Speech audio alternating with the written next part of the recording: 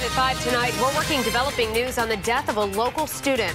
A 10-year-old Cumberland girl has died from complications of an unusual respiratory virus affecting children across the country. And we first told you about this on Eyewitness News this noon. It's breaking news. State health officials say the girl died last week after suffering both a bacterial infection and an infection from Enterovirus D68. And new at 5 tonight, federal officials say they've detected the virus in 3 other patients who died, but what role the virus played is unclear.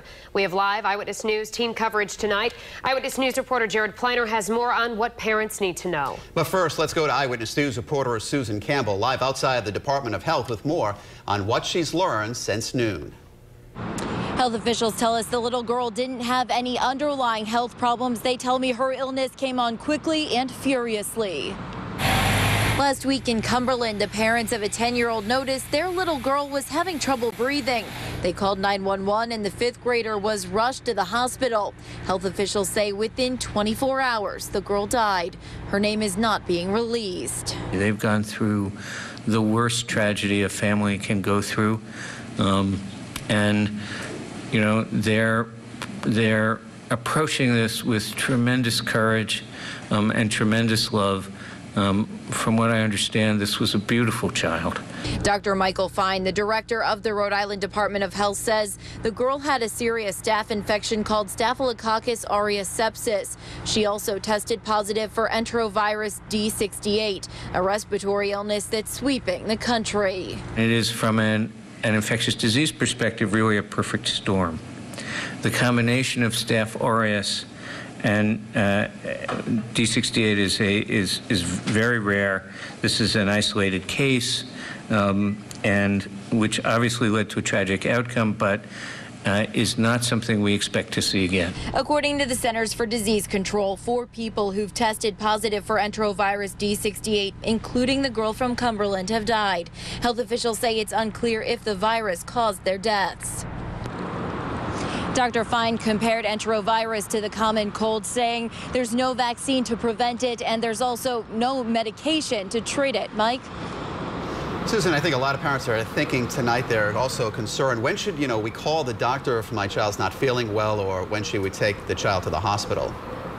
Yeah, Dr. Fine says one of the factors that should weigh into that decision is if your child is having any trouble breathing. That would be one huge indicator that you need to get them to the hospital. But he also says parents are smart about this kind of thing. They know their children. They know when something's wrong. And if you feel that in your gut, that's an important time to get to the hospital. Live with the Providence Mobile Newsroom, Susan Campbell, Eyewitness News. Thank you, Susan. The CDC says the enterovirus has been confirmed now in nearly 500 people in 41 states and the District of Columbia. So far, no one has died solely from the virus. Still, there are some concerns, especially after the death of the young Cumberland girl. Eyewitness News reporter Jared Pliner continues our in-depth coverage live from the mobile newsroom. Well, Mike and Shannon, of course, a lot of parents watching our coverage tonight, and so Eyewitness News was sure to ask for expert opinion on things to keep in mind as this virus makes an appearance. Rhode Island's top doctor lending some context and perspective to enterovirus after a 10-year-old Cumberland girl who tested positive for so-called D68 died of a serious staph infection.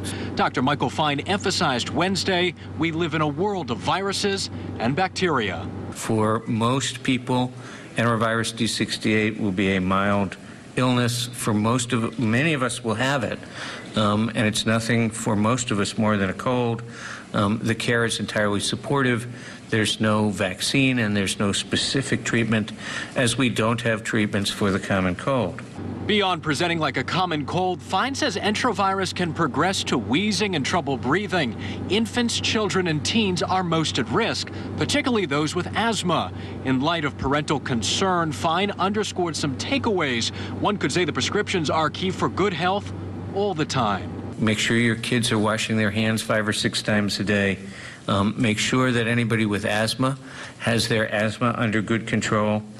And then, it's October 1st, so I'm going to say, please make sure you get a flu shot.